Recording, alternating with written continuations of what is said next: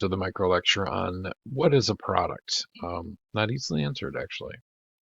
Um, so, looking at our marketing framework, we are now moving into the 4 Ps of marketing: product, price, place, and promotion. When we talk about products, we want to know how are good. What is a product, basically? How are goods different from services, and why do those differences matter to the marketer? And what are the core elements of the firm's market offering, and how does the product definition help us identify competition? So all these things are factors in it, and we're going to talk about some ways to look at what products are. So a product can be either a good or a service. We talk about products in reference to both. It's one of the most essential decisions in the 4 Ps because it's ultimately what the consumer receives in exchange for for them, most often or not, they're paying for what they're paying for. So that's what they get for their money, basically. So the other things are important, but they're elemental. This one is at the core of it all. So a way we can make a difference between goods and services on a few different variables. One of them is the variable of intangibility. Another one is in search, the experience, credence that was attained, the idea of perishability, and the idea of variability. I'm going to explain these a little bit because they all come into play. So intangibility is to the extent that which you have something concrete. So pure goods, you do things like phones and paper and, you name it, any other, typical products like that. Pure services, on the other hand, are not quite as concrete. They're something you're receiving. So a massage or babysitting services, as the case may be. Those are pure services. Hybrids kind of combine the elements of pure goods and pure services. So when you think about restaurants, yes, we all recognize that when we get good service or poor service, for that matter, at a restaurant, we also appreciate um, the food that we're actually consuming. So I mean that makes sense. So that's the actual product itself, part of the product itself. So they're kind of a hybrid in the intangibility variable. It, um, so we think about that as coming to terms when we talk about experience marketing. So consumers are buying an experience, even though they might be buying a specific product or service. I should say a good or service, but they're basically buying an experience. So what happens in Vegas stays in Vegas is an old term, but it applies, it works.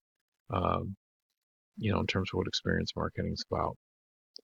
Um, so when we think about qualities, we talk about search qualities, which in the case of of a a product, I mean, I should say a good, you may be able to evaluate it prior to the purchase, whereas in a service you probably really can't.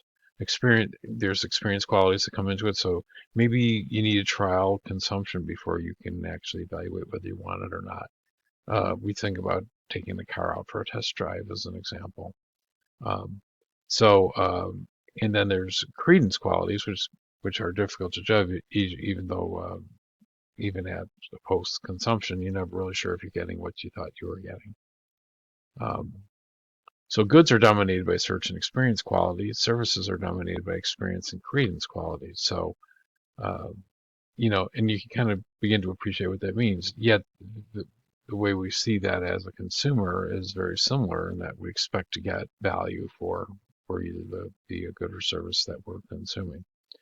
Um, it's kind of interesting that professional service providers are beginning to really understand the value of marketing, whereas maybe they hadn't in the past. Um, and you can, and it's funny. I've seen that this evolve, but now it's so common you just don't even think about it. But uh, advertisements for example, for medical practices and things like that, come to see us, or legal practices. Those people were always very reticent to advertise, and now they definitely do. They do it quite a bit. We think about the element of perishability. Services are simultaneously produced and consumed. So, services can't be stored. Goods can be, and so when we think about how products can be stored, you have to think, marketers have to think about ways to even out the demand for their products.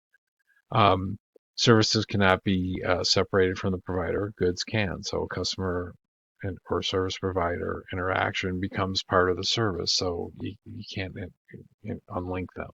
Um, they're all they're part and parcel to what you are actually consuming. There's a concept of variability. Goods are made by machines. Services are usually people intensive. Services change across customers and across time. Marketers need to try to reduce bad variability or errors in the system. We understand that, but try to improve good variability where we can be flexible and give customers a more customized view. Um, Using that Burger King example of have it your way, that was a pretty big deal in the time when fast food was like, you order that thing, you're going to get that product consistently every single time. At least that's the theory or what they were trying to do. And Burger King said, yeah, right, we'll let you customize it, make it the way you want it. So that was a good play for them. So this is important. This is basic product description stuff, but we think about a product or service for that matter having features and benefits. And features are a very tangible element of a product. So we think about a physical product like a car, for example. We think about the engine. We think about the amount of horsepower it has. We think about the suspension. We think about, the fact that it has leather seats or something like that. Each one of those things is an actual feature. The benefits are how those features benefit the consumer. So more horsepower. Well, I've got a car that goes faster. Um, if I if I have leather seats, they practically they do wear better than cloth seats do, but they're also can help me my fulfill my need for status, things like that. So so benefits are a really really important part of it. The benefits ultimately need to fulfill the needs and wants of our customers. So target market has needs, satisfy those fundamental needs. So if you recall back when we talked about consumer behavior, we were looking at Maslow's hierarchy of needs. Our most basic needs are at the bottom. They need to of that hierarchy, that pyramid. Um, and those need to be satisfied before we can really move on to some of the other ones. But as we move up, then we find out there's things that we want, and those desires must be satisfied as well in the target market in terms of what we provide. So success comes when our products, features, and benefits meet or exceed those needs and wants of our target market. That's an important thing to shoot for and be very, very clear about whether or not the target market sees it that way as well. We can think about any product and think of it as there's a core element to the product or the core benefit, and then there's value added, which are things that are kind of, let's say, added onto it that actually change the value of it, but they're not part of the core of what's being done. So thinking of an airline, they're basically there to get you from one place to another in a safe and timely way, and also, try to do it for not a, you know, to the large number of places that we might want to go. Value added things an airline might do, however, is like offer meals, blankets, sometimes people call them frills, so I don't know if that's true or not, but those are value added things that we ultimately also come into our sense of am I getting good value from this particular supplier. So core is essential to the product offering. You have to do it. Obviously, an airline that says, "Oh, well, we don't actually fly anywhere. We just," it kind of goes against the grain of what they're in business to do. And value added stuff is supplemental. So you can use those to differentiate and improve satisfaction, basically. And you can use use all of this to identify where your competition is in relationship to these core areas. So it's a good way to think about it, core versus value-added elements of the product. Okay, so what's coming up next is we're going to talk about how you manage a product line. So that's a brief overview of the product. In the case of our project, we need to think about what the product is, what are the features and benefits of that product, and how we're going to bring that about. That's largely what you're going to do in milestone 2. And you have to think about all these different things, but the features and the benefits, and then the core versus value-added types of elements that we can build into our product to make sure that it provides the proper amount of value. If you have any questions at all about this, please let me know, and good luck.